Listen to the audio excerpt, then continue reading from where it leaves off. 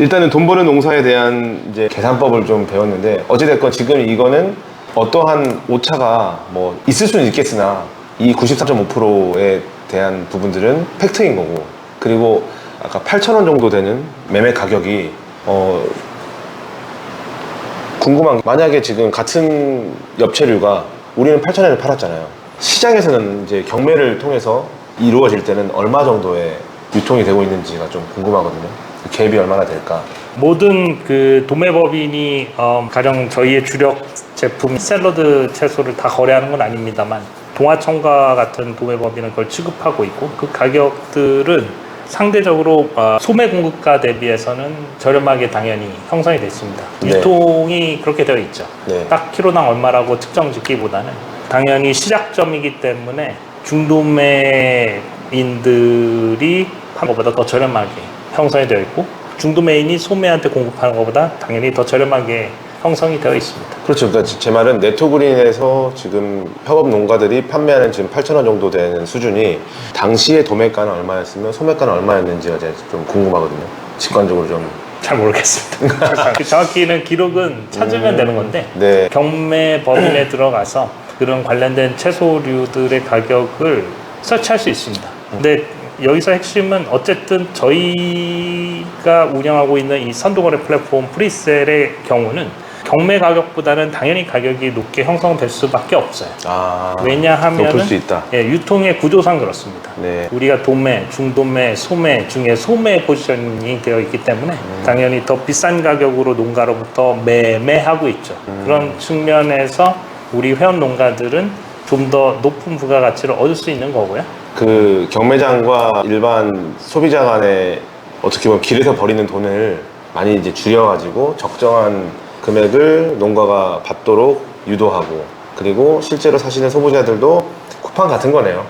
쿠팡은 이제 B2C 대표적인 플랫폼이야 감히 비교할 수도 없지만, 네. 그 플랫폼이라는 그것의 순기능은 결국은 직거래잖아요. 네. 판매자와 소비자가 직접 거래할 수 있는 구조를 만들기 위해서 이 농산물, 원물, 신선채소, 이 재고로서 기능을 아주 극단적으로 짧게 가져갈 수밖에 없는 이런 상품은 나름대로의 어떤 그런 알고리즘들이 필요합니다. 네. 그런 것들을 마련해 놓은 게 프리셀이고요. 대표적인 게 이제 그 식물 공장을 통해서 사철 재배를 가능하게 해놓고 수확량들을 어느 정도 예측해 가면서 선도, 미리 거래를 중개하는 그런 형태의 판매를 함으로써 재고율을 낮추려고 노력하는 거죠. 그러니까 저희 같은 일반 이제 소비자들이 이해했을 때는 도매업자들의 그 가격에는 견줄 수 없으나, 이제 소매업자들이 지속적으로 동일한 이제 가격에 우리가 공급받을 수 있고, 그 또한 도매업자들에게 떼오는 가격보다는 싸다. 그럴 가능성이 높고요.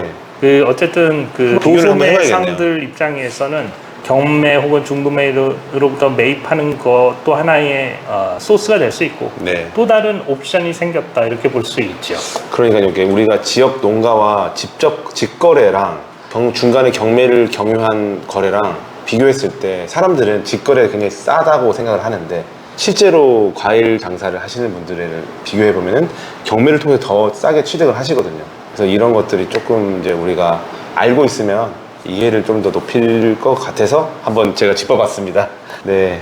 돈 버는 농사에 대한 얘기도 중요하지만, 이거는 계속적으로 제가 여쭤볼 이제 그 질문이고, 오늘은 제가 좀 특별히 어떤, 아까 퀄리티 말씀하셨잖아요. 이 부분에 대해서 좀 여쭤보고 싶은데, 지금 스마트팜에서 직접 채소를 기르시잖아요.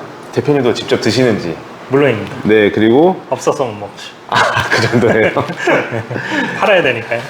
결국은 좋은 거는 내가 내 가족을 먹이지 않습니까? 그런 부분이 좀 궁금하고, 혹시 직접 드셨을 때 어떤 부분이 좀 만족스러웠는지, 내가 기른 거는 뭐가 아주 좋은 거야, 항상 그런 얘기 하시잖아요. 어떤 뭐 쌀농사를 짓는 분들은 이거는 해풍을 맞았어, 막 이런 식으로 표현을 하신다든지, 뭐 여러 가지 있는데, 혹시 어떤 특장점이 있을까 한번 말씀해 주시면. 그 부분에서 말씀을 드리자면, 솔직히 지난 4년 중에 한 3년 반 정도는 제가 참 마음으로 사랑하는 자식 같은, 하지만 자랑스러운 자식은 아닌 네.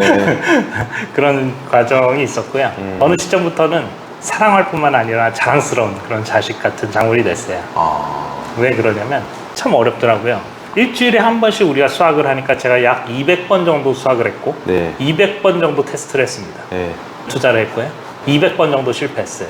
이유를 알 수 없는데 결구돼야 될 양상추는 결구가 잘 안 되고 무게가 안 나온다거나 옆 채소가 우짜란다거나 이유가 알 수 없는 이유로 T번 그 옆 끝이 타는 형태가 있거든요. 네. 온도를 바꿔보고 습도를 바꿔보고 비료 처방을 바꿔보고 LED를 바꿔보고 이산화탄소 농도를 바꿔보고 그 양이 흐르는 어떤 횟수라든지 그 강도를 조정해보고 배 주기를 바꿔보고 5만 가지 시도들을 다 했죠. 공부해가면서. 그러면서 내린 결론은 이 정말 만만치 않은 친구구나. 정말 과학적이구나. 이 식물들이 원하는 다양한 생육 조건들을 그 레인지 안에 잘 맞춰주면 잘 자랍니다. 네. 제철 과일, 제철 채소처럼 자라요. 근데 그게 생각보다 쉽지 않더라고요. 네. 그거를 찾아가는 과정이었어요. 가령 양액을, 그러니까 비료를 질소인 칼륨, 칼슘을 몇 ppm을 줘야지 라고 우리가 이론적으로 안다고 해도 실제로 그렇게 하는 게 어려운 거죠.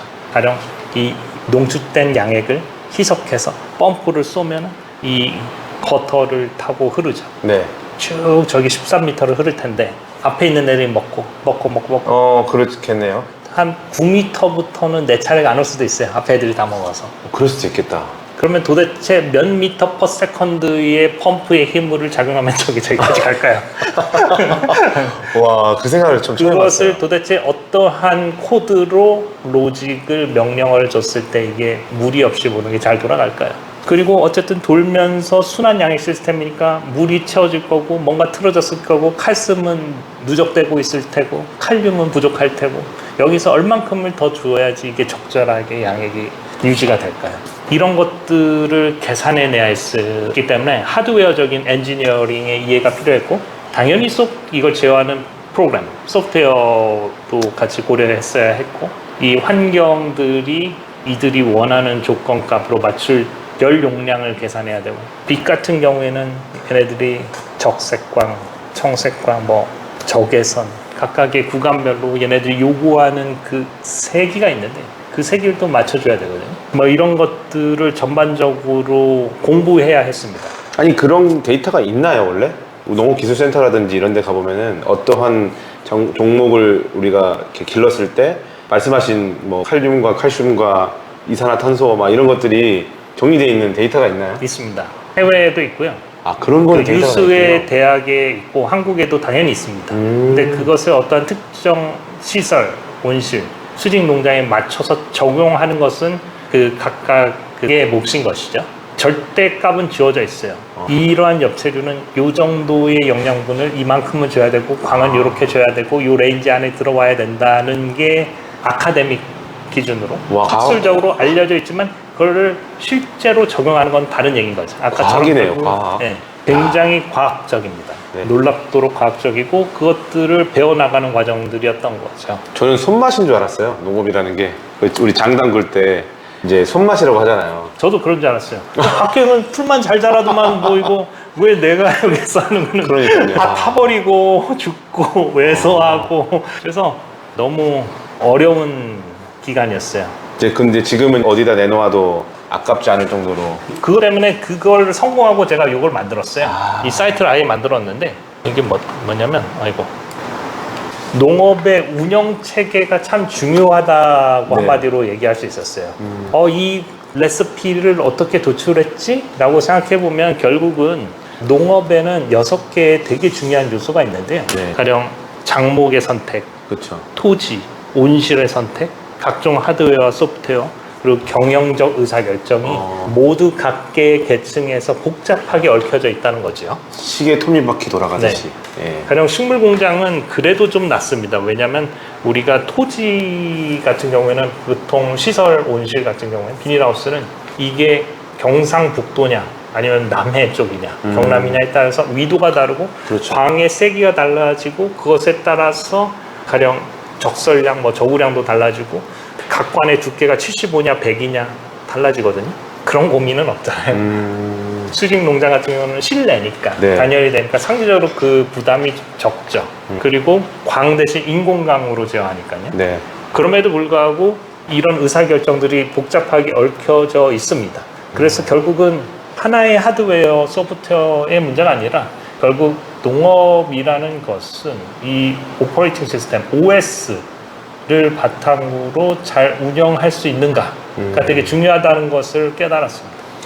자꾸 스타크래프트 미네랄 캐는 SCB가 생각이 나가지고 게임 있잖아요. 약간 스타크래프트 말씀하시는 것 같아가지고. 그래요? 컴퓨터도 뭐 윈도우 같은 그렇죠. 맥 같은 OS가 네. 있듯이 농업도 OS가 필요하구나. 어쨌든 이 각종 그 장목, 토지, 온실, 하드웨어, 소프트웨어, 경영 이 각각의 체계를 잘 운영할 수 있는 어떤 시스템이 필요하다고 생각하고 있고 그것의 아주 기초, 펀더멘털을 네트워크림이 현재 확인한 걸로 저희는 인지하고 이 부분을 계속 지속 발전해 나가고 있고 저희가 지금 지향하는 바는 농업 OS 기업입니다. 결국은 이분이 어떤 시설 온실을 어느 지역에 어떻게 진다면 거기에 맞는 위도, 광량, 적설량, 저구량에 따라서 적절한 온실을 내 제형으로 구축하고 거기에 지하수가 얼마나 있는지 그거에 따라서 히트 펌프를 순행식을 몇 대로 하고 공냉식을 몇 대로 해야 할지 이 제어는 어떻게 해야 될지 부분에 대해서 함께 자문할 수 있고 지원할 수 있는 그런 기업이 되려고 노력하고 있고요. 유통으로 시작을 했다가 유통을 잘하려고 제조를 하다가 결국은 이 오퍼레이팅 시스템에 대해서 되게 몰입하고 있는 그런 단계에 있습니다. 말씀하시는 걸 들으면은 구글 지도가 생각이 납니다. 이렇게 레이어를 하나하나 얹으잖아요. 네. 지금 말씀하신 게 지금 그 아까 뭐 하드웨어라든지 그런 게 다 이렇게 6가지로 지금 구조화 하셔가지고 이거를 지금 잘 운영하는 운영회사로 지금 가겠다. 네. 구글인데요. 농업의 구글이 되면 정말 좋겠는데. 네, 구글입니다 이거는 제가 볼 때 계속 데이터 뭐 이런 뭐 그 레이어 이런 말들을 다 종합을 해보면 결국 구글이에요. 농업계의 구글인 것 같아요. 그래서 지금은 결론적으로는 그 운영 체제를 구축을 해냈고 그러니까 운영 체제 구축을 해낸 게 결국은 이 맛있는 퀄리티 있는 그리고 거기에 수량까지 더해지는 적정한 레시피를 만들어냈고 그걸 해냈더니 OS가 구축이 돼 있더라.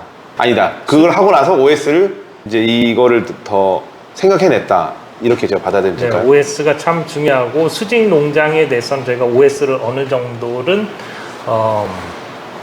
확보한 것 같아요. 역량이 구비됐다. 네, 어느 이렇게. 정도 된 것 같고 그걸 바탕으로 저희는 기타 채소로 확장을 해 나가고 있습니다.